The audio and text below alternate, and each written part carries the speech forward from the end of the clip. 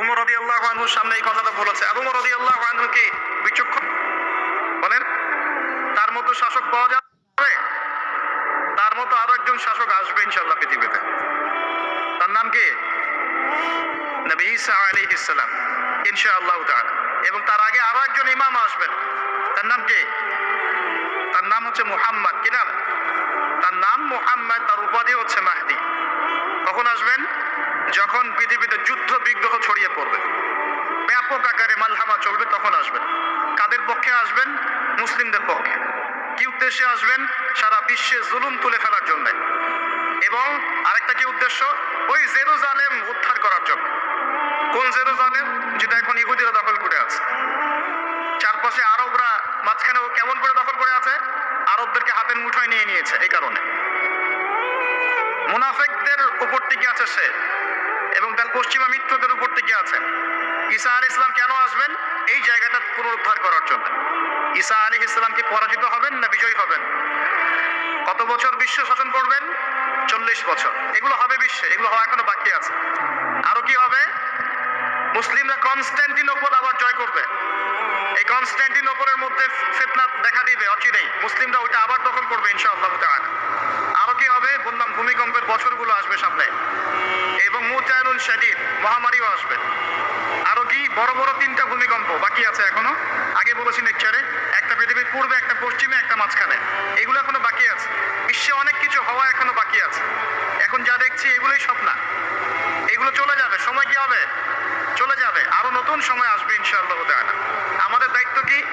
আমাদের দায়িত্ব পরিস্থিতি বুঝে দিন ধরে রাখা, আমল করা, এবং মানুষকে দিনের দিকে আহ্বান করা। আমরা যদি দায়িত্ব পালন না করি তাহলে কি হবে?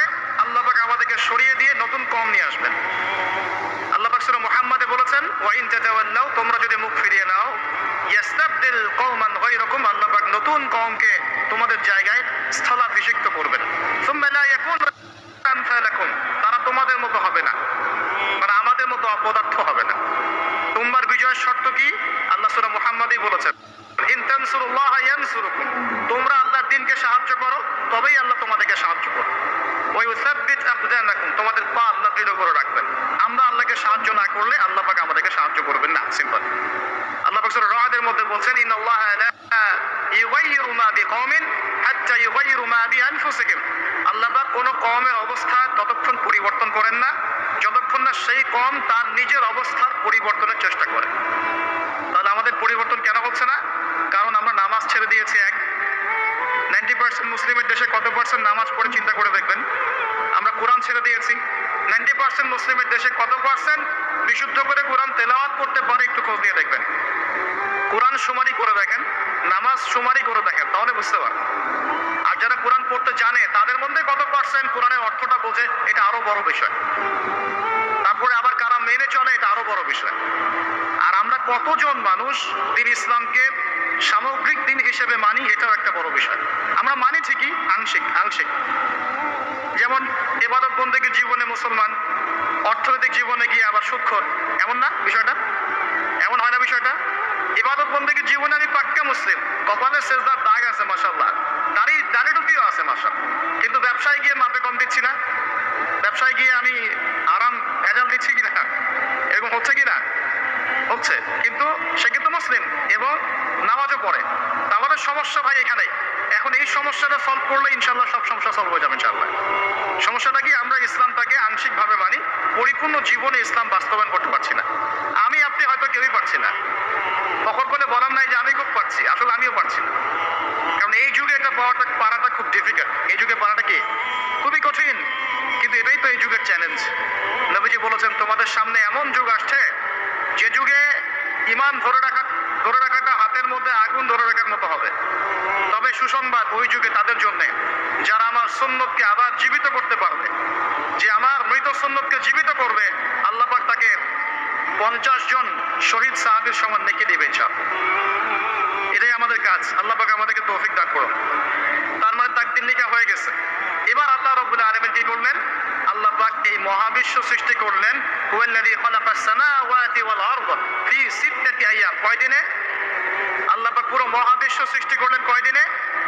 আমাকে বলেন তো, মহাবিশ্ব কি আল্লাহ পাক ঘৃণা করে সৃষ্টি করেছেন না ভালোবেসে? তাহলে আল্লাহ পাক কি ভালোবাসেন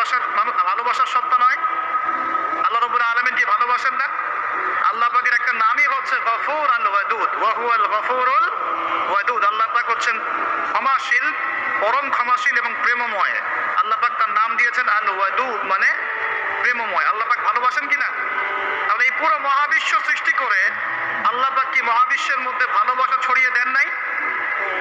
আল্লাহ রাব্বুল আলামিন 6 দিনে মহাবিশ্ব সৃষ্টি করে মহাবিশ্বের সব জায়গায় যার যার কাজ তাকে বুঝিয়ে দিলেন। কোন গ্রহ কি কাজ করবে, কোন সৌরজগৎ কেমন করে চলবে, দুনিয়া কিভাবে ঘুরবে, সূর্য কিভাবে উঠবে, চাঁদ কিভাবে আসবে, কোন মাখলুক কি কাজ করবে, আর ফেরেশতাদের কাজ কি হবে, ইত্যাদি ইত্যাদি। আল্লাহ পাক সমস্ত কাজ বুঝিয়ে দিলেন। সূরা আলিফ লাম মিম সিজদা, হামিম সিজদার মধ্যে আছে পুরো দেখবেন। আল্লাহ পাক পুরো মহাবিশ্বের দায়িত্ব বন্টন করে দিলেন। এবার আল্লাহ রাব্বুল আলামিন কি করলেন শোনেন। আল্লাহ রাব্বুল আলামিন বলছেন, এই পুরো মাখলুক কায়নাত সৃষ্টি করার পর আল্লাহ পাক তার রহমতকে 100 ভাগে ভাগ করলেন। কত ভাগে?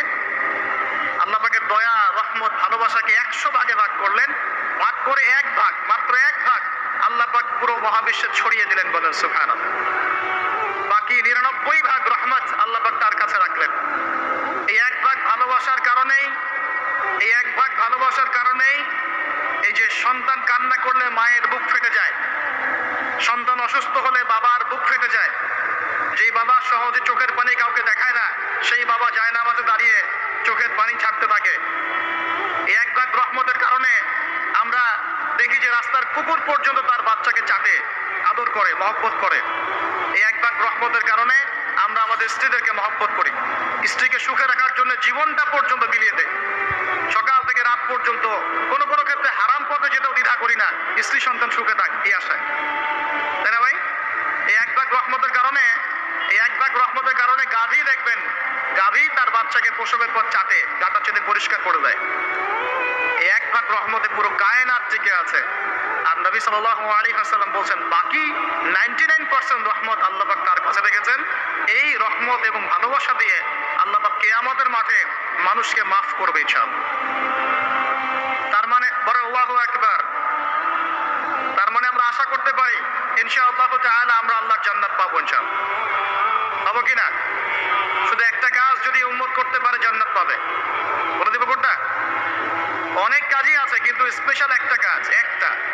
আল্লাহ রাব্বুল আলামিন মেরাজের রাতে তার নবীকে উঠিয়ে নিয়েছিলেন, উঠিয়ে নিয়ে কাছে নিয়ে আসছেন, একদম কাছে, আর যে আরশের কাছাকাছি। নবী সাল্লাল্লাহু আলাইহি ওয়াসাল্লাম বলছেন, ওই সময় তার উপর 3টা স্পেশাল ওহী করা হয়েছে। কয়টা? 3টা। একটা হচ্ছে 50 ওয়াক্ত নামাজ। কত ওয়াক্ত? এটা কমতে কমতে কমতে কত ওয়াক্ত হয়েছে? 5। 5কেও কমানোর জন্য কোন নবী বলছিলেন? মুসা আলাইহিস সালাম বলছেন 5ও পারবে না, কমায় নিয়ে আসেন। 5ও যে পারবে না, মুসা আলাইহিস সালাম কেমন করে জানলেন? তার উম্মত 2 ওয়াক্ত নামাজ পড়ে। কয় ওয়াক্ত নামাজ পড়ছিল? ওই 2 ওয়াক্ত তার আদায় করতে পারে নাই। এই অভিজ্ঞতা থেকে তিনি বলেছেন যে আপনার উম্মত 5 ওয়াক্ত পারবে না। সত্যি না মিথ্যা কথাটা? আসলেই কি উম্মত 5 ওয়াক্ত নামাজ পড়তে পারছে? আচ্ছা, যাই হোক, আল্লাহ পাক আমাদেরকে পড়ার তৌফিক দান করুন। দ্বিতীয় ওহী হচ্ছে সূরা বাকারার শেষের 3টা আয়াত। কয় আয়াত? সূরা বাকারার শেষের 3 আয়াত ওহী করেছেন কে? আল্লাহ রাব্বুল আলামিন। কোন ব্যক্তি যদি রাতের বেলা সূরা বাকারার শেষের 3টা আয়াত পড়ে সারা রাত ইবাদত করে নেকি পাবে ইনশাআল্লাহ। আর 3 নাম্বারটা হচ্ছে স্পেশাল, সেটা হচ্ছে আল্লাহ পাক বলেছেন, হে মুহাম্মদ সাল্লাল্লাহু আলাইহি ওয়াসাল্লাম, বলেন সাল্লাল্লাহু আলাইহি ওয়াসাল্লাম, তোমার উম্মতের কোন ব্যক্তি যদি আসমান জমিনের সমান গুনাহ নিয়ে আমার সামনে দাঁড়ায়, আসমান জমিন সমান গুনাহ নিয়ে আমার সামনে দাঁড়ায়, কিন্তু আমার সাথে শিরকের পাপ নাই, আমার সাথে কোনো শিরকের পাপ করে নাই, ইনশাআল্লাহ আমি আল্লাহ তার সামনে আসমান জমিন সমান ক্ষমা নিয়ে হাজির হব ইনশাআল্লাহ। তার মানে আমরা যদি ইনশাআল্লাহ তাআলা শিরকের পাপ থেকে দূরে থাকতে পারি, ইনশাআল্লাহ আশা করা যায় আমরা আল্লাহর সন্তুষ্টি পাবো ইনশাআল্লাহ। এরপর আল্লাহ রাব্বুল আলামিন কি করলেন? আল্লাহ রাব্বুল আলামিন পুরো মহাবিশ্ব সৃষ্টি করে সব দায়িত্ব ভাগ করে দিলেন। ভাগ করে দেওয়ার পর আল্লাহ পাক জান্নাত জাহান্নাম সৃষ্টি করেছেন কিনা? আচ্ছা, জান্নাত এবং জাহান্নাম কার কার জন্য সৃষ্টি করেছেন বলেন? জিন আর মানুষ। আচ্ছা, এখন জান্নাতের চেয়ে কি শান্তির কোনো জায়গা আছে? আচ্ছা, এই জান্নাত কার জন্য সৃষ্টি করেছেন?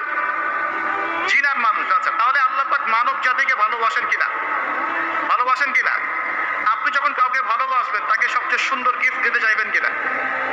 তার জন্য সবচেয়ে ভালোটা কিনতে চাইবেন কিনা? আল্লাহ পাক জান্নাত তৈরি করেছেন কাদের জন্য?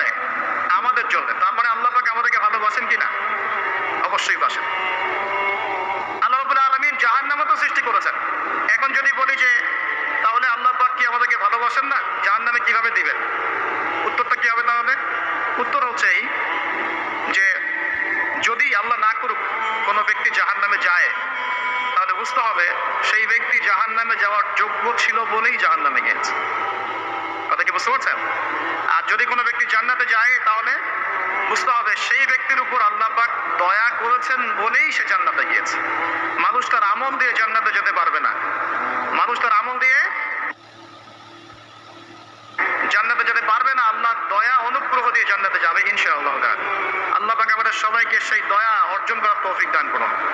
সামনে রহমত পাওয়ার একটা সুবর্ণ সুযোগ আসছে, সেটা হলো রমজান মাস। কি মাস? রমজান মাস। আমরা দোয়া করি আল্লাহ পাক আমাদের সবাইকে সুস্থতার সাথে রমজানের সবগুলো রোজা রাখার তৌফিক দান করুন। নবীজি বলেছেন এই মাসে যে ইবাদত করে তার গুনাহ মাফ করাতে পারলো না, তার জন্য ধ্বংস। বলে নাউজুবিল্লাহ। আমরা তো রমজান আসার আগে দুনিয়ারই প্ল্যান করছি, রমজানে কিভাবে ব্যবসায় উন্নতি করব, রমজানে কিভাবে বেশি লাভ করব। হ্যাঁ, তো রমজান মাস হচ্ছে ইবাদতের মৌসুম। আল্লাহ পাক আমাদের সবাইকে রমজান মাসে 5 ওয়াক্ত নামাজ পড়ার তৌফিক দান করুন, কোরআন তেলাওয়াত করার তৌফিক দান করুন, কোরআন বুঝে পড়ার তৌফিক দান করুন, তারাবির নামাজ জামাতে পড়ার তৌফিক দান, এবং বেশি বেশি মানুষকে ইফতার করানোর তৌফিক দান করুন।